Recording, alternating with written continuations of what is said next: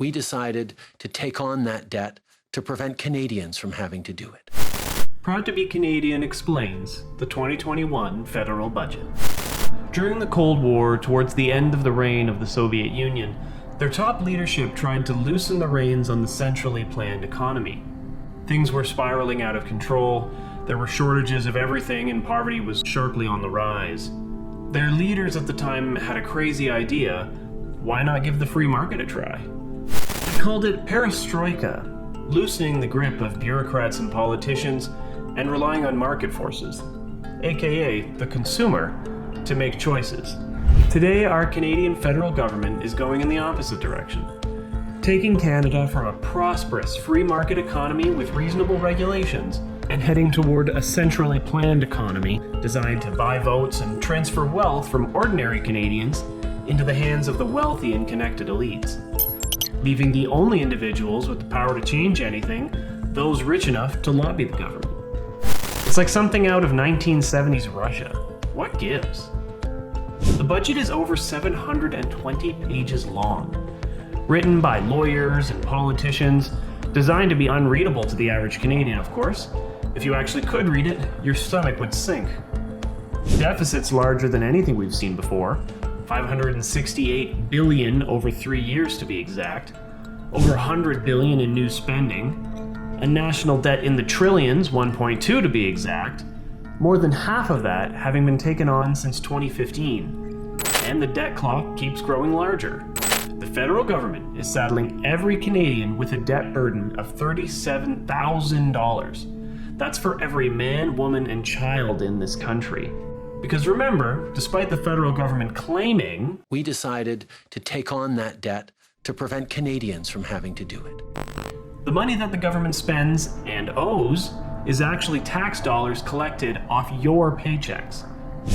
And on top of that, all the money they printed during the last year, more than any other G7 country did, lowers the value, aka the purchasing power, of the bills in your wallet.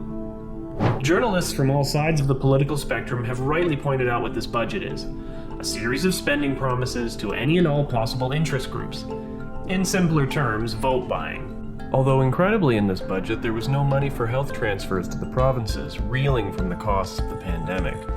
There was nothing for jobs or economic growth, nothing for the energy industry, which has been lapping the feds on emissions targets and planting trees, things normal budgets would provide.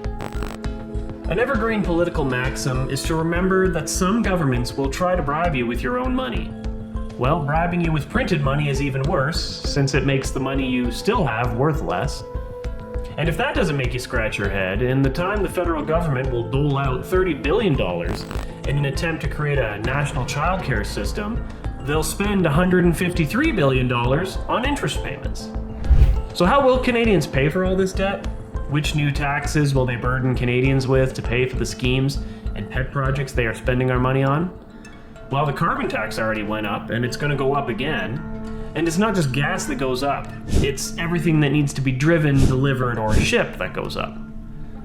There's also talk of the sales tax going up, yet again, making things that the carbon tax made expensive just that extra bit more costly.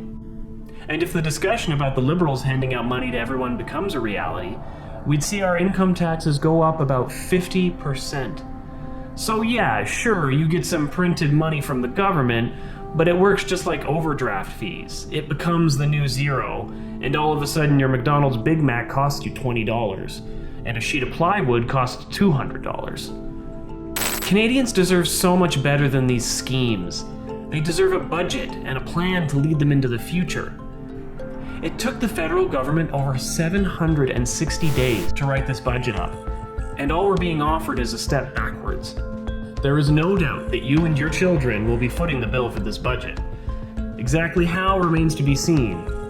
Until then, we'll see if Canadians have the wisdom not to be bought with their own money.